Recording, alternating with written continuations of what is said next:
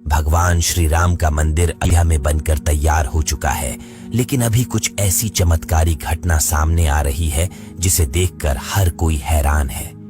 जो गिद्ध पिछले कई सालों में हमें नजर भी नहीं आए, अचानक अयोध्या के अंदर बड़ी संख्या में गिद्धों का झुंड पहुंच गया है। कई लोग इन्हें साक्षात जटायु कह रहे हैं, जो भगवान श्री राम के मंदिर की प्राण प्रतिष्ठा में शामिल होने के लिए आए हैं। लोगों को हैरानी इसलिए हो रही है क्योंकि जो गिद्ध की प्रजाति विलुप्त होने की कगार पर है, साल 2000 के बाद इतनी संख्या में कहीं पर भी नजर नहीं आए, और इतनी बड़ी संख्या में अयोध्या पहुंच जाना वाकई में भगवान श्री राम का चमत्कार है।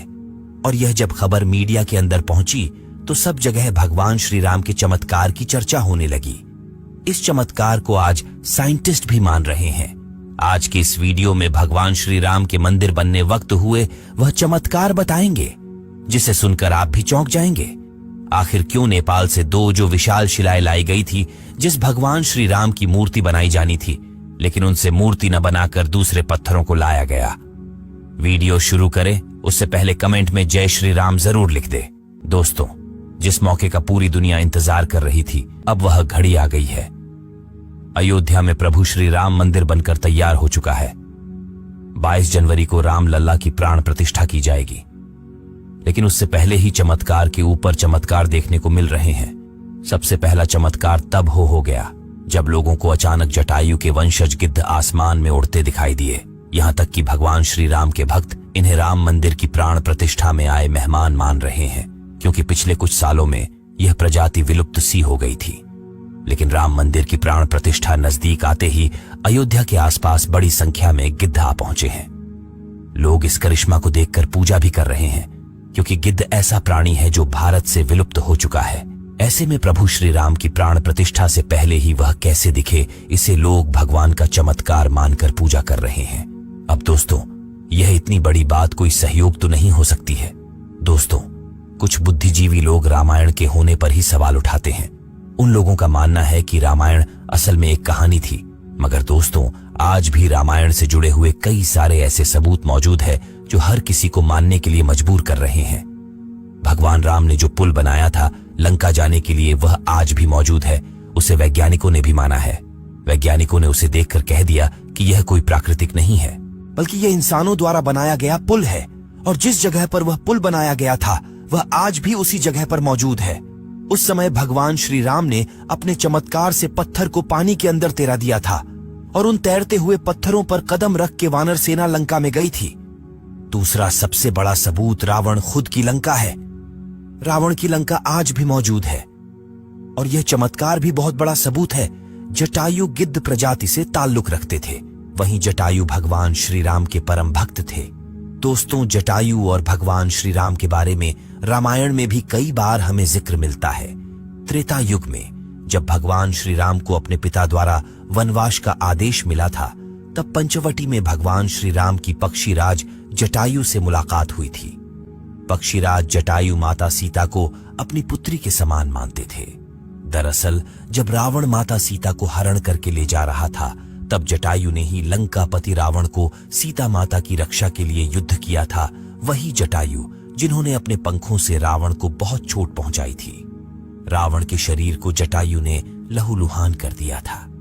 इस संघर्ष में जटायु ने अपने प्राणों की आहुति दी थी। छत्तीसगढ़ के दंडकारण्य में गिद्धराज जटायु का मंदिर है।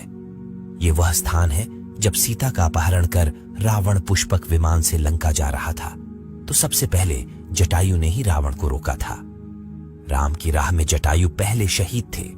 राम कथा में प्रसंग आता है जब जटायु के भाई संपाति ने कहा कि मेरे पंख कमजोर हैं, मगर आंख दूर की चीजें देख सकती है, इसीलिए मैं सीता जी को अशोक वाटिका में बैठी देख रहा हूं। इसलिए लोग इन्हें साक्षात जटायु के वंशज मान रहे हैं। दोस्तों, अयोध्या नगरी के अंदर ही भगवान श्री राम का जन्म हुआ था, जिसका जिक्र वाल्मीकि की रामायण में भी है। सालों तक चले राम राज्य के बाद जब श्री राम ने जल समाधि ले ली, तो अयोध्या नगरी सूनी हो गई। पौराणिक मान्यताओं के अनुसार उज्जैनी के राजा विक्रमादित्य जब यहाँ आखेट करने आए, तो उन्हें उजाड़ भूमि पर कुछ चमत्कार दिखाई देने लगे। खोज की तो पता चला कि ये श्री राम की जन्म भूमि है। इसके बाद उन्होंने यहाँ श्री राम के भव्य मंदिर का निर्माण कराया, जिसमें काले रंग के कसौटी पत्थर वाले 84 स्तंभ थे। समय समय पर यहाँ राजाओं मंदिर की देखभाल की, लेकिन 1525 में राम जन्मभूमि मंदिर को बाबर के सेनापति मीर बांकी ने ध्वस्त करवाया था। बाबरी मस्जिद की 3 गुंबद थी, जिसके बाहरी हिस्से में एक चबूतरे में श्री राम के बाल स्वरूप की पूजा होती थी। इसे राम चबूतरा कहते थे। लेकिन 1949 में बाबरी मस्जिद के मुख्य गुंबद के ठीक नीचे वही मूर्ति निकली जो सदियों से राम चबूतरे पर विराजमान थी। बाबरी मस्जिद और राम जन्मभूमि मंदिर पर सालों चले विवाद के बाद आखिरकार श्री राम की अपनी जन्मस्थली पर प्राण प्रतिष्ठा हो रही है। अब एक सवाल यह है कि आखिर अयोध्या में भगवान श्री राम की मूर्ति बनाने के लिए नेपाल से 2 विशाल पत्थरों को लाया गया था। इन पत्थरों को लाने के बाद आखिर क्यों उन पत्थरों से मूर्ति नहीं बनाई गई? ऐसी क्या वजह थी कि नेपाल के उन 2 पत्थरों की जगह दूसरे पत्थरों का इस्तेमाल किया गया?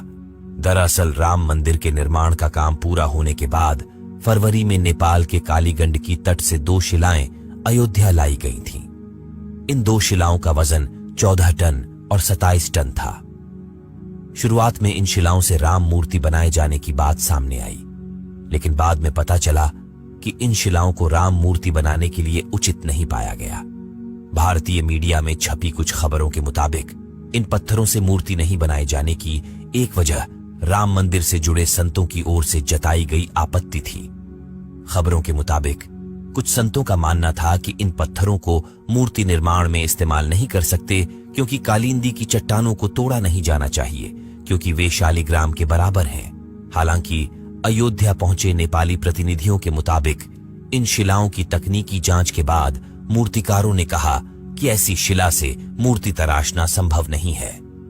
इसके बाद दूसरे पत्थरों से मूर्तियां बनाई गईं। नेपाली प्रतिनिधियों के मुताबिक 27 टन वजनी शिला पर मूर्ति तराशने की कोशिश की गई थी, क्योंकि 14 टन वजनी शिला को शालिग्राम माना गया। लेकिन 27 टन वाली शिला भी उपयुक्त न पाए जाने के बाद दोनों शिलाओं को राम मंदिर निर्माण स्थल के पास रखा गया है। भारतीय मीडिया के मुताबिक राम मंदिर के गर्भगृह में रखने के लिए देश की अलग अलग जगहों से लाए गए पत्थरों से 3 मूर्तियां बनाई गई हैं। इनमें से सबसे अच्छी मूर्ति का चयन कर उसे गर्भगृह में स्थापित किया जाएगा। दोस्तों, अयोध्या में दुनिया का सबसे बड़ा विशाल मंदिर बन रहा है। लोग बेसब्री से इंतजार कर रहे हैं। राम मंदिर के लिए कुल 67 एकड़ जमीन है, जिसे 2 एकड़ में मंदिर बन रहा है। पहले मंदिर के मुख्य शिखर की ऊंचाई 128 फीट थी, अब यह 161 फीट होगी। 3 की जगह 5 गुंबद और एक मुख्य शिखर होगा। वैसे तो साल 2020 में ही काम शुरू कर दिया गया था।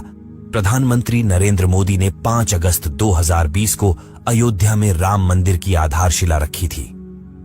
साल 1992 में बाबरी मस्जिद को ढा दिया गया था, जिसके बाद हिंदू पक्ष और मुस्लिम पक्ष के बीच इलाहाबाद हाई कोर्ट से लेकर सुप्रीम कोर्ट तक लंबी कानूनी लड़ाई चली। इसके बाद नवंबर 2019 में ऐतिहासिक फैसला सुनाया और आदेश दिया कि अयोध्या में विवादित जमीन पर मंदिर बनाया जाए।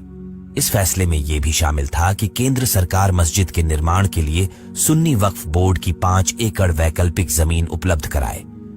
अब दोस्तों, आप इसे लेकर क्या सोचते हैं? कमेंट के माध्यम से जरूर बताएं।